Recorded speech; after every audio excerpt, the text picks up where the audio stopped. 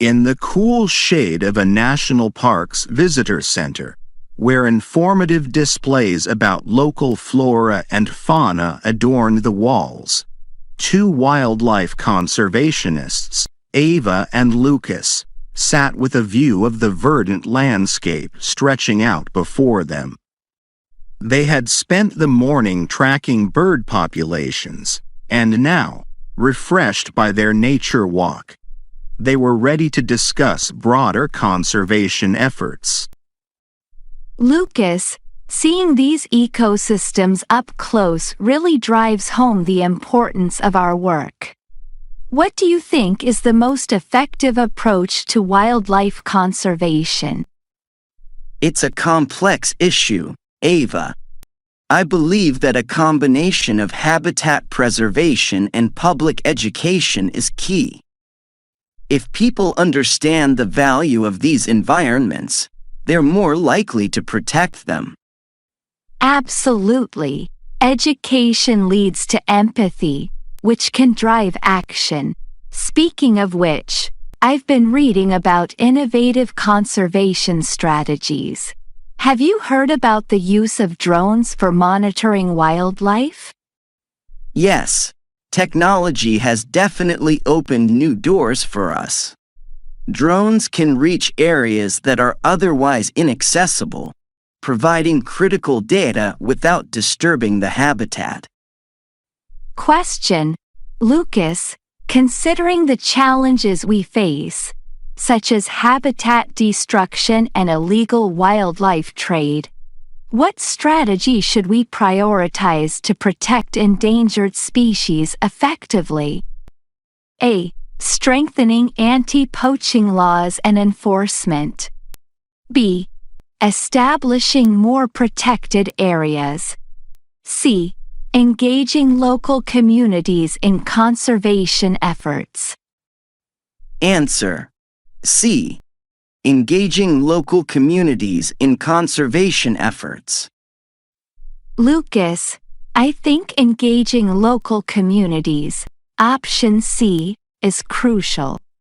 When local people are involved and benefit from conservation, they become powerful allies.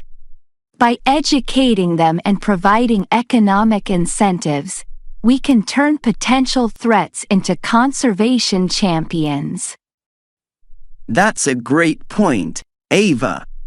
Community involvement not only helps in the immediate area but can also set a precedent for other regions facing similar issues.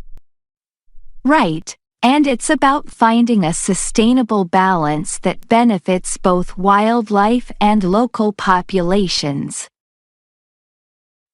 As they delved deeper into the conversation, they discussed case studies and examples where community-based conservation had led to successful outcomes. Ava, beyond community engagement, we also need to look at global cooperation. Wildlife trafficking is a transnational issue. How do you think we should address this on a global scale? Question: Ava, considering the international nature of wildlife trafficking, what measures do you think are most effective in combating this problem globally? A. Enhancing international law enforcement collaboration. B. Promoting global public awareness campaigns. C. Developing stricter trade regulations. Answer: A. Enhancing international law enforcement collaboration. Ava, I believe that enhancing international law enforcement collaboration, option A, is essential. By working together across borders, countries can disrupt the networks that profit from illegal wildlife trade. This requires coordinated efforts, shared intelligence, and joint operations. That makes a lot of sense, Lucas. Tackling the problem globally requires strong cooperation and a unified front. They continued their discussion, exploring how technologies like satellite imaging and genetic testing could further aid their cause, providing new ways to track and protect endangered species. Continuing their reflective conversation in the peaceful surroundings of the national park, Ava and Lucas delved deeper into the technological aspects of wildlife conservation and how these advancements could enhance their efforts on both local and global scales. Lucas, we've touched on how technology like drones and satellite imaging is revolutionizing our field. But I think genetic testing is another frontier we should discuss. It has immense potential for identifying and protecting species. Absolutely, Ava. Genetic testing can provide us with detailed information about species diversity and population genetics, which is crucial for effective conservation strategies. It allows us to monitor genetic health and adapt our methods as needed. Right. And beyond just monitoring.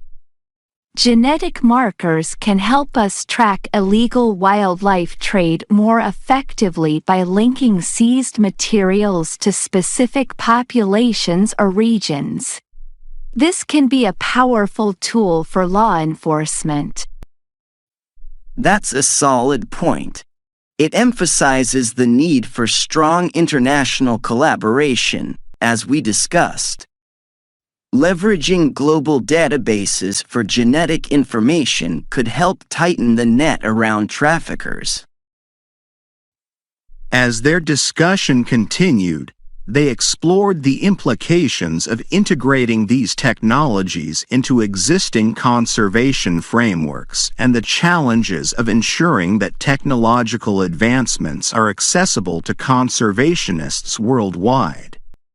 Lucas, as we integrate more technology into conservation, how do we ensure that these tools are used ethically and that they truly benefit wildlife without causing harm? That's a crucial consideration, Ava. We need to develop guidelines for the responsible use of technology in wildlife conservation. This includes ensuring that the use of drones or other monitoring tools does not disturb the animals or their habitats. Indeed, establishing ethical guidelines will be essential as we move forward. We should also think about training for conservationists to use these tools effectively and ethically. The conversation then shifted towards capacity building and education in conservation technology. On the topic of education, I think it's important to focus on the next generation. Encouraging young people to get involved in conservation through technology could really change the future landscape of our field. Absolutely, Lucas. Educational programs that highlight the role of technology in conservation can inspire innovation and passion in young conservationists. We could even collaborate with universities and tech companies to develop specialized courses. That's a great idea. Partnerships like that could provide the hands-on experience and knowledge transfer that are so vital in our field. They concluded their discussion by planning a workshop series that would introduce local communities and young students to conservation technologies, aiming to foster a deeper understanding and commitment to wildlife protection. As the sun began to set, casting long shadows across the park, Ava and Lucas left the visitor center feeling optimistic about the future of wildlife conservation. They were motivated by the potential of technology to bring about significant positive change and were ready to take the next steps in their collaborative efforts. Here are 5 concepts related to the theme of protecting wildlife and their habitats. Genetic testing, a method used to gather detailed data about species for conservation purposes. International collaboration, cooperative efforts between countries to combat global issues like wildlife trafficking. Ethical guidelines, standards set to ensure that conservation technologies are used responsibly and effectively. Educational programs, initiatives designed to teach and inspire the next generation of conservationists, particularly regarding the use of technology. Community workshops, interactive sessions aimed at engaging local communities in conservation efforts, providing them with knowledge and tools to help protect wildlife.